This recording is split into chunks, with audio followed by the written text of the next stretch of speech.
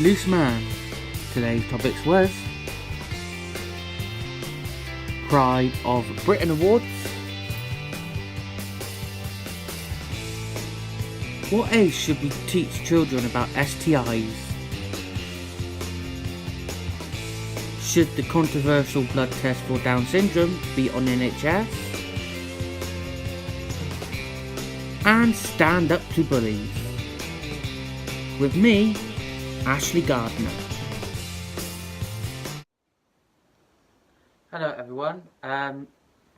This is the first time I've done this, but so today I normally talk about topics that have been on Loose Women, but today I thought I'd have a look, see what's been in the news and stuff and telly, and do those topics.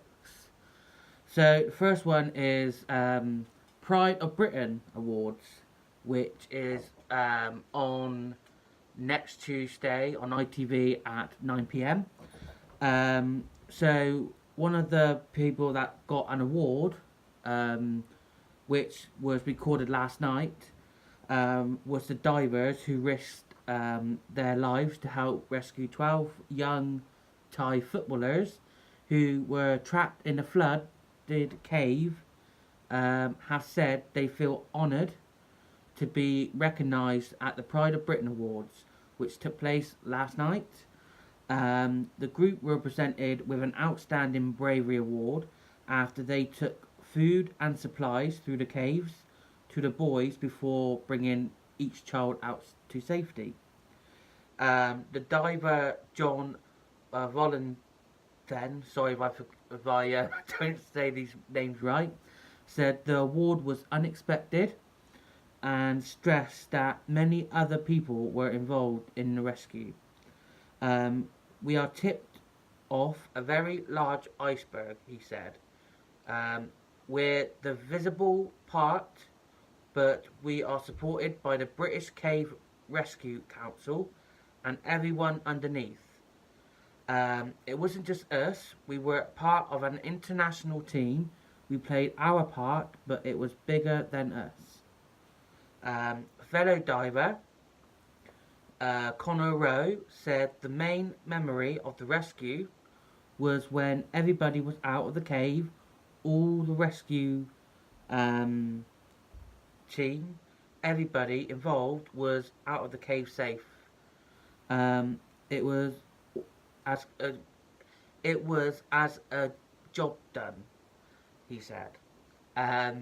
It was an unfortunate incident, and we were able to assist in a large team.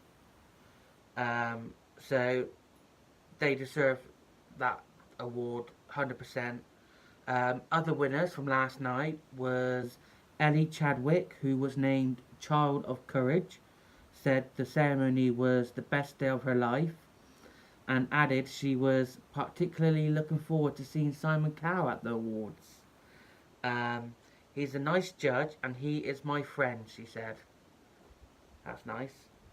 Also, 11-year-old has raised £3,000 for the hospital where she has been treated for, oh god, I can't pronounce that, nephrotic syndrome, which has led to her undergoing 40 operations.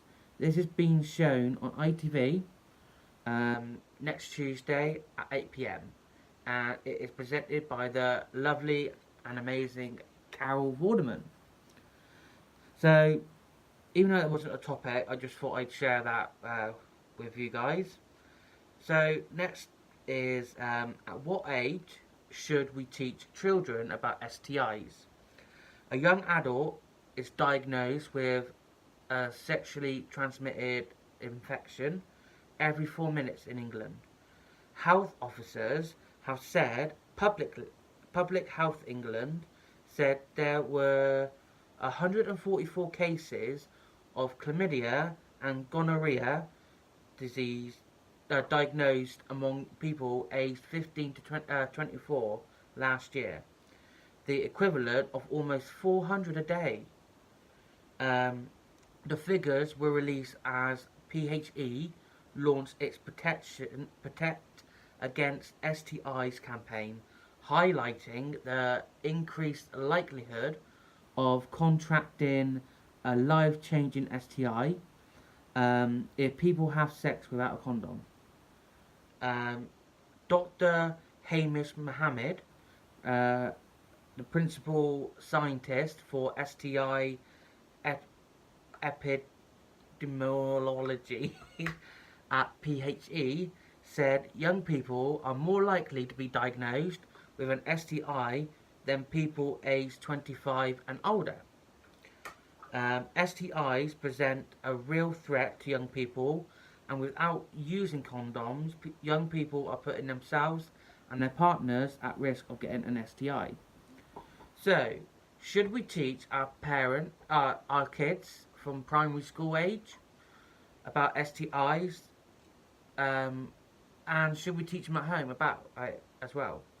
Even though I don't have children, but I think from 10, kids should be spoken to every year, all the way up till the end of secondary school, about STIs, about sex and stuff. Um, because kids today, I don't think they realise the risks of getting STIs and the seriousness of um, getting it and leaving it untreated. And they think they're not going to get it, but you can never be too careful. So, what do you guys think? Do you think it's up to the schools to teach children about sex and STIs, or the parents, or both? And how old should they start learning? Or when did you start talking to your children about it? The next topic is should the controversial blood test for Down syndrome be on the NHS? A controversial blood test for Down syndrome looks like it might be introduced by the NHS England soon. The NIPT test is more accurate than the test currently available and poses no risk to miscarriage. In countries where the test is already in use, the rate of abortion of babies testing positive has risen to over 90% in many parts of Europe. In Iceland, it has reached 100%. So ITV is on an assignment. Nina Hussein travelled to Copenhagen to find out how Denmark has responded to the impact of this new test. A pioneering collaboration which has created the Contact Family Program. It is the first of its kind in the world, involving families raising children with Downs, meeting couples expecting a child with Downs before deciding whether or not to terminate their pregnancies. Um, I do not think this test should be on the NHS. I think there is more serious drugs that need to be on NHS more. I think it's wrong. You should terminate a pregnancy just because the baby has Down syndrome. Um, I think they are the most kindest, loveliest kids you'd ever meet. And I don't think it's right to be tested at all for Downs, because at the end of the day, is you're the one that got pregnant, so it's your responsibility to now look after that baby. Um, and as I said, abortions have risen over 90% in many parts of Europe because they're carrying a Down syndrome baby. Um, and I just think it's really, really wrong, and I don't agree with abortions anyway, unless obviously in serious cases like being raped or something like that, then yeah. But apart from that, yeah. So what do you think about the test? Do you think it should be on an NHS or it shouldn't be on an NHS? Should people have an abortion just because they're having a Downs baby? Let me know what you think. Also, do you agree or disagree with abortions? Um, so, next up was a funny. Well, I laughed at it when I seen it on Facebook. Should we feel comfortable in what we wear? A woman has gone viral. Even I shared it on Facebook because it does look funny. This woman is wearing a skin color leggings, which actually looks like she's wearing nothing. um, and it does look pretty bad. Yeah, people laugh. Even I laughed a bit. But is there something? Is there something? Some clothes that you should not wear? The picture will come.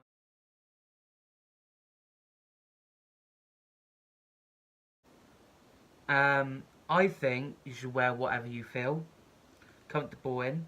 No matter what people think, it's your life, your body, you wear what you want. Um, but it's not for me. But do you have any bad choice of clothing? Do you worry about what everyone else thinks? Or do you know anyone else that doesn't wear things right? Let us know what you think. And the last topic, which is really close to my heart, I shared a post on Facebook from Carrie Goledge. Sorry if I misunderstood your last name. She's had over, I think it was 40,000 shares um, on Facebook. I shared it yesterday. It's a picture of her 6-year-old girl in a hospital bed with this underneath. Um, this is what bullying does. This is my 6-year-old daughter hospitalised due to bullying. This is my child with such a caring heart that, despite being so ill, doesn't want anyone to get in trouble. This is my child who has stopped eating, has cried herself to sleep, had anxiety so severe she's up sick over 20 times in an hour through the night. This is my child whose best friend has emotionally abused her for so long she thought it was normal. This is my child who has been in and out of hospital for countless trips due to being sick with anxiety. This is my child who was told off for telling lies in school, telling tales in school. This is my child who was mocked on social media by the bully's parents for just having such a pure heart. This is my child who, when addressing the issues with her school, we were told it's just 6-year-olds being 6-year-olds.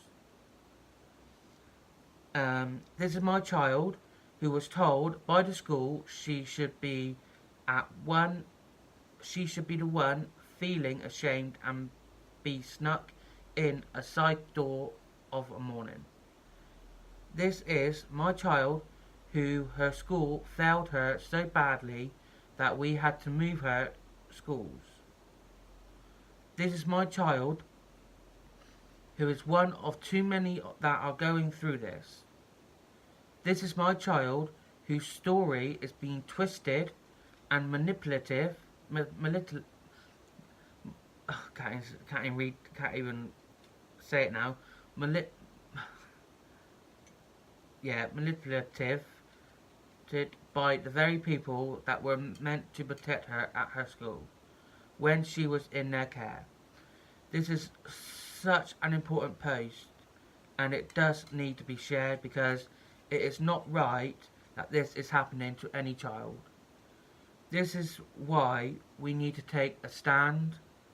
If you are being bullied and your school is not taking it seriously, or your workplace isn't taking it seriously, then take it further.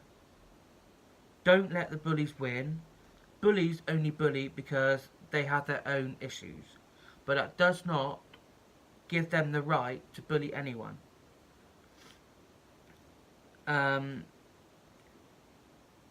I know you may think if I say something, it will get worse. It won't. It will get better. And I don't think there's enough stories out there or awareness out there about bullying and the impact it has on children and adults. And I really want to do something about it. And if you have any ideas of what I can do or what we can do, maybe by the help of you guys, to stop bullying, to tell people it's not a sign of weakness to talk out, to cry, it's a sign of strength. So if you have been bullied, are being bullied, or affected by this last segment or anything, let me know, comment, like, share, because we need to take a stand and stop bullying. So that is today's Loose Man.